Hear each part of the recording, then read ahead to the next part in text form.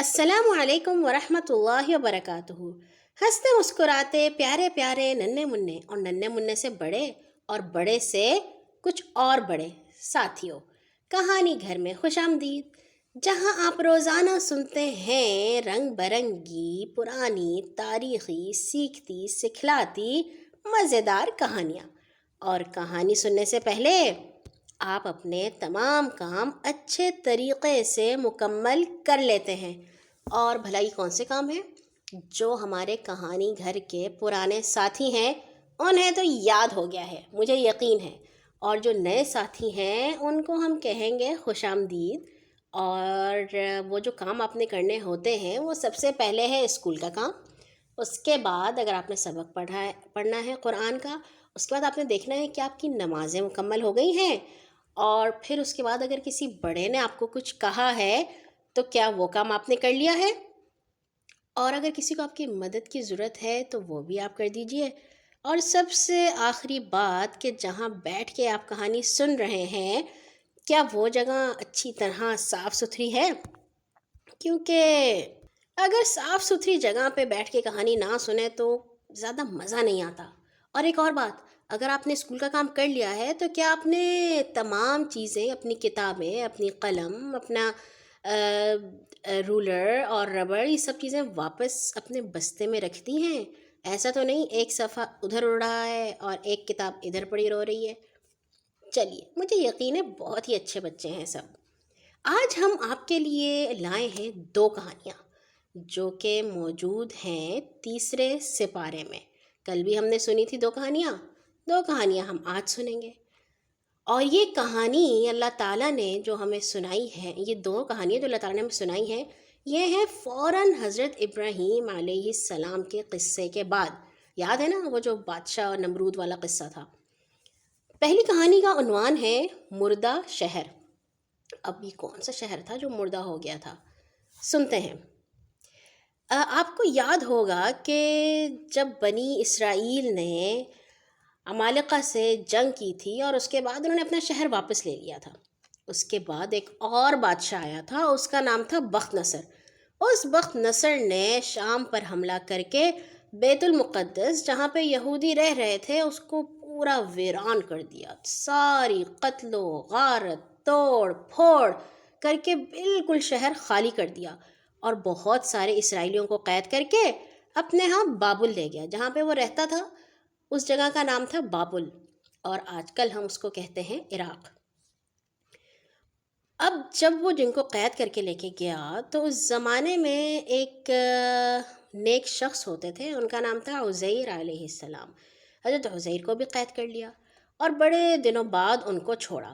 اب جب حضرت عزیر قید سے نکل کر واپس اپنے وطن بیت المقدس جا رہے تھے تو راستے میں انہوں نے ایک مردہ اجڑا ہوا شہر دیکھا۔ اجڑا ہوا شہر یعنی ٹوٹا پھوٹا، کوئی وہاں پہ موجود نہیں تھا، درخت سارے ٹوٹ چکے تھے اور پرندے بھاگ چکے تھے، اور جو گھر تھے وہ بھی اچھی طرح ملیمیٹ ہو چکے تھے، اور بہت ہی برا حال تھا۔ اسے دیکھ کر ان کے دل میں یہ خیال آیا کہ یہ شہر تو اتنا ویران ہو چکا ہے، یہاں پہ دھول اڑ رہی ہے، کوئی پرندہ جانور یہاں نہیں آ رہا، اس کو اللہ تعالیٰ دوبارہ کیسے آباد کریں گے؟ حضرت عزیر اس وقت ایک گدھے پر سوار تھے اور ان کے ساتھ ان کے کچھ کھانے پینے کا سامان بھی تھا۔ جیسے ہی انہیں یہ خیال آیا، اللہ تعالیٰ نے ان کی روح قبض کر لی، یعنی کہ جو روح ہوتی ہے نا ہمارے اندر، جب روح ہوتی ہے تو ہم کھا پی سکتے ہیں، بول سکتے ہیں، سوچ سکتے ہیں، اور جب ہمارے اندر سے روح نکل جاتی ہے تو ہم مردہ ہو جاتے ہیں۔ تو اللہ تعالیٰ نے حضرت عزیر کی روح کو قبض کر لیا اور حضرت عزیر جو تھے وہ فوت ہو گئے۔ پورے 100 سال تک وہ ایسے ہی رہے۔ 100 سال پتہ ہے کتنے زیادہ ہوتے ہیں؟ پاکستان کو بنے ہوئے بھی 100 سال نہیں ہوئے ابھی۔ 100 سال تک وہ ایسے ہی وہاں پہ پڑے رہے، ان کا گدھا بھی اور ان کے ساتھ کھانے پینے کا سامان بھی۔ اور چونکہ وہ شہر اجڑا ہوا تھا تو وہاں پہ نہ کوئی پرندہ آیا نہ کوئی جانور آیا، اللہ تعالیٰ نے بھی تو حفاظت کی۔ اور پھر اس کے بعد اللہ تعالیٰ نے انہیں دوبارہ زندہ کیا اور پوچھا کہ بتائیے آپ کب، کس عرصے تک، کتنی مدت سے آپ اس حال میں پڑے ہیں؟ حضرت عزیر کو ایسا لگا کہ میں تو ابھی سویا تھا ان کے پاس کوئی گھڑی بھی نہیں تھی، ان کے پاس کوئی کیلنڈر بھی نہیں تھا کہ وہ دیکھتے کہ اس وقت کیا تاریخ تھی، اب کیا تاریخ ہے، اخبار بھی نہیں ہوتا تھا، اخبار میں دیکھ کے تاریخ کا پتہ چل جاتا ہے، اور ان کے پاس صرف سورج ہی تھا۔ انہوں نے سوچا کہ جب میں سویا تھا، ان کو تو ایسا ہی لگا تھا کہ وہ سوئے ہیں، انہوں نے کہا جب میں سویا تھا تو اس وقت دن صبح کا حصہ تھا، اور اب دوپہر ہو گئی ہے، تو بس اتنی ہی دیر میں سویا ہوں، یا ہو سکتا ہے ایک دن 2 دن سویا ہوں، کیونکہ اس سے زیادہ تو کوئی بھی نہیں سو سکتا نا۔ اللہ تعالیٰ نے فرمایا دیکھو تم 100 سال سے یہاں پڑے رہے۔ اب جب حضرت عزیر نے یہ دیکھا، اپنے آپ کو دیکھا اور اپنے کھانے پینے کی چیزوں کی طرف دیکھا، تو انہیں لگا کہ وہ تو ویسے کے ویسے ہی ہیں، بوڑھے بھی نہیں ہوئے تھے اور ان کو کچھ فرق بھی نہیں پڑا تھا۔ مگر جب انہوں نے اپنے گدھے کی طرف دیکھا تو اس کی ہڈیاں تک بالکل گل گئی تھیں۔ آپ کو پتہ ہے نا، اگر کوئی ایسے ہی جو ہے وہ جب ہم کسی کو دفناتے بھی ہیں تو ان کی جو ہڈیاں ہوتی ہیں وہ کیڑے کھا جاتے ہیں، ختم ہو جاتی ہیں۔ تو اب جب انہیں گدھے کو دیکھا تو انہیں پتہ چلا یہ تو واقعی 100 سال ہو گئے ہیں۔ پھر ان کے دیکھتے ہی دیکھتے وہ جو گدھے کی ہڈیاں رکھی تھیں ان کو کسی نے کھایا نہیں تھا، وہ خراب نہیں ہوئی تھی، کیونکہ اللہ تعالیٰ نے اس کی حفاظت کی تھی۔ وہ ہڈیوں میں حرکت پیدا ہوئی، وہ ہلنا شروع ہو گئی اور خود بخود جڑنے لگیں۔ پھر ہڈیوں کے اس پنجر پر جو اس کا جو اسکیلیٹن تھا، وہ جو ڈھانچہ تھا، اس کے اوپر گوشت چڑھنا شروع ہوا، اور دیکھتے ہی دیکھتے گدھا زندہ ہو کر کھڑا ہو گیا۔ اور پھر انہوں نے جب بستی کی طرف دیکھا تو انہیں خیال آیا کہ یہ جیسے اللہ تعالیٰ نے مجھے جوان رکھا ہے 100 سال گزرنے کے بعد تک، اور میرے گدھے کو دوبارہ سے زندہ کر دیا ہے، اسی طرح یہ بستی بھی آباد ہو جائے گی۔ اور پھر اس کے بعد کیا ہوا کہ جب وہ واپس اپنے گاؤں میں آئے جہاں پہ وہ رہتے تھے، تو ان کے بیٹے تو بوڑھے ہو چکے تھے، اور حضرت عزیر جو تھے وہ بالکل جوان تھے۔ یہ اللہ تعالیٰ کی قدرت ہے، اللہ تعالیٰ جو چاہتے ہیں وہ کر سکتے ہیں۔ یہ تو تھی ہماری پہلی کہانی۔ ہماری دوسری کہانی ہے اللہ تعالیٰ کے بہت ہی پیارے دوست کی، جانتے ہیں نا، خلیل اللہ حضرت ابراہیم علیہ السلام کی، اور اس کہانی کا عنوان ہے مردہ پرندے۔ پچھلی کہانی مردہ شہر تھی نا، اب ایسی ہی کہانی ہے مردہ پرندوں کی۔ بھلا پرندے کیسے مر گئے تھے، سنتے ہیں۔ حضرت ابراہیم خلیل اللہ علیہ السلام نے ایک مرتبہ اللہ تعالیٰ سے کہا کہ اللہ تعالیٰ میں دیکھنا چاہتا ہوں کہ جب کوئی مر جاتا ہے تو دوبارہ کس طرح زندہ ہوتا ہے۔ اللہ تعالیٰ نے پوچھا ابراہیم کیا آپ کا اس بات پر ایمان نہیں ہے؟ ابراہیم کہنے لگے ایمان تو میرا ہے، لیکن میں یہ چاہتا ہوں کہ میں اپنی آنکھوں سے دیکھوں۔ اللہ تعالیٰ نے کہا ٹھیک ہے، تم ایسا کرو کہ 4 پرندے پالو، ان کو خوب کھلا پلا کر اچھی طرح اپنے ساتھ ہلا لو، یعنی وہ دوستی ہو جائے خوب آپ کے پرندوں سے۔